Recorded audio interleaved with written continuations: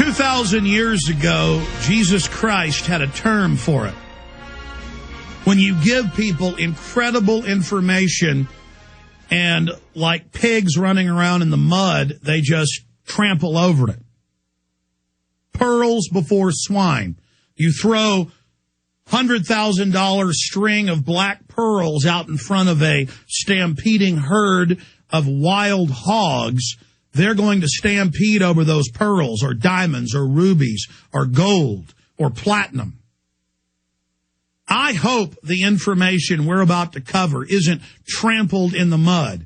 I hope every single listener of this important radio transmission, Sunday, November 22nd, 2009, takes notes, gets upset about this information, emails it to their entire email list, calls talk radio, writes letters to the editor. I hope you go tonight while your neighbors are watching NFL football and bang on their door and say, look at this AP article. Look at this Washington Post article. Look at this Reuters article. Look at this BBC article, and explain to them what's happening. That's the way a real American, or anybody else for that matter worldwide, that loves truth and loves freedom would respond. What am I talking about? No, I'm not talking about the health care bill that's passed the House.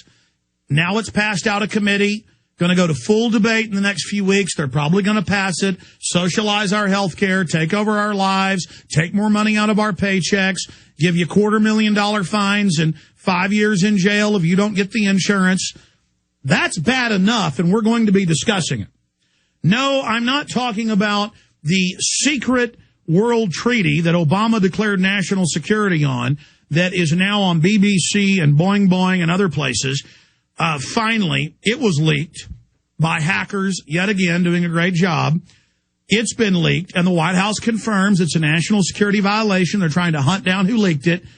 A total takeover of the Internet, taxes on the Internet, shutting down the web as we know. If you ever file share, no judge, no jury, you're banned from ever using the Internet. Everyone is to be issued a ID number to use the Internet so they can track everything you do and turn it off. No, that's not the big news that I hope isn't pearls before swine.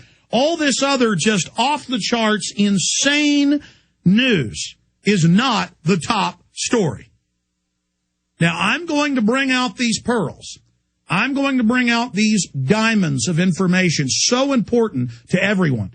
I am going to bring this out right now live on over 40 AM and FMs. It's over 60 on the weekday show. Over 40 AM and FM stations. #1 show on the Internet streams, according to Shoutcast and other rating services. And I have respect for you listening on WWCR Worldwide Shortwave, listening on satellite. I have respect for all of our millions of listeners right now that you are going to get as upset about this and as focused as I am about the information I am about to give you. And this information is so huge that I almost don't even want to cover it here in the first segment. I mean, not because of hype, but because it necessarily needs to be the finale. We need to build up towards this. We need to explain to people how important this is and give you the backstory, the history of it. But because time is of the essence, I'm going to start getting into this right now. But I'm going to beg listeners. We're also simulcasting on internet television at prisonplanet.tv. For members, take this video file, give it to everyone you know. Call everyone you know. Tell them to tune in. Whether you're listening to us in Chicago or Austin, Texas, or Florida, or San Francisco, I want you to call everyone you know and tell them to tune in right now. If you're listening in Knoxville, Tennessee, if you're listening in Kansas City on the AM and FM, you need to call everyone you know, because every day on this radio show, we bring out incredible bombshell information in legislation, in government documents, in alternative media, in mainstream media, in original research and reports we filed. Think of how many national stories we've broken. But this type of information, Tuesday, Infowars.com and PrisonPlanet.com, from several major hacking services, white hat hackers, good guys, and most hackers are white hat, either that or they're teenage kids screwing around who haven't grown up yet. Paul Watson, Kurt Nimmo posted it, and it was unconfirmed. And we said, this is unconfirmed. We can't get a response from these universities, but we're trying to find out if this is true or not. Thousands and thousands and thousands of internal correspondence between the United Nations and the main universities that they use to certify their IPC global warming information, where they say the earth is going to flood, all the major coastal cities are going to be underwater, the polar bears are going to die, the earth is heating, it's unnatural, carbon dioxide is a poison, it's not the sun causing it. And the head professor for the UN, he is the main individual they use for all their data of all these universities they have on their payroll. For 5 years, he's refused to give Dr. Tim Ball, who's in my film Fall of the Republic, and other top climatologists, MIT climatologists, you name it. He has refused to give them his data, saying it's proprietary, though it's being used to set up a tax on your house, your car, coal, everything. Schwarzenegger banning TVs above 40 inches, taxing all the others. I mean, total government control. Thousands of new taxes. One-child policies worldwide being called for. Because humans exhale 5.5 pounds on average a day, depending on your size, of your cardiovascular system, of carbon dioxide. It's what plants breathe. Then they release oxygen that animals, mammals, insects breathe.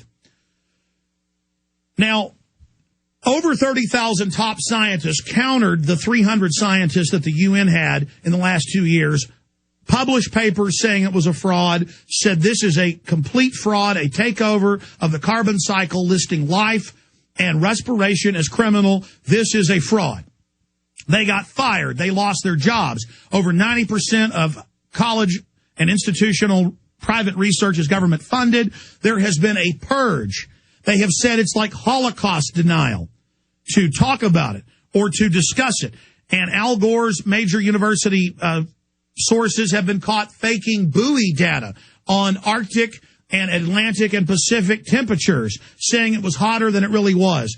And they always say it's an accident when they get caught.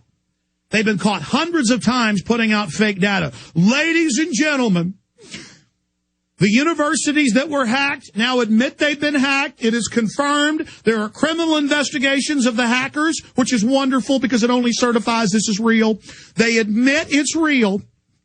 And the hackers got all the secret documents.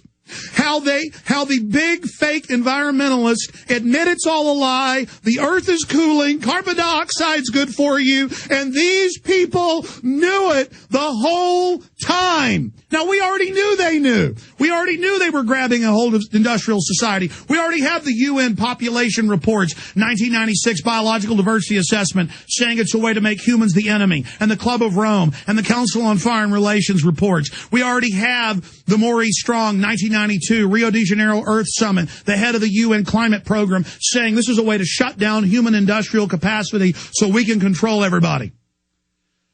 But the hackers got all the secret documents. It's in AP. It's in Washington Post. But they're reporting it like it's no big deal. Oh, well, they got caught saying hide data. They got caught, and they kind of whitewash it. But the whitewash is completely devastating.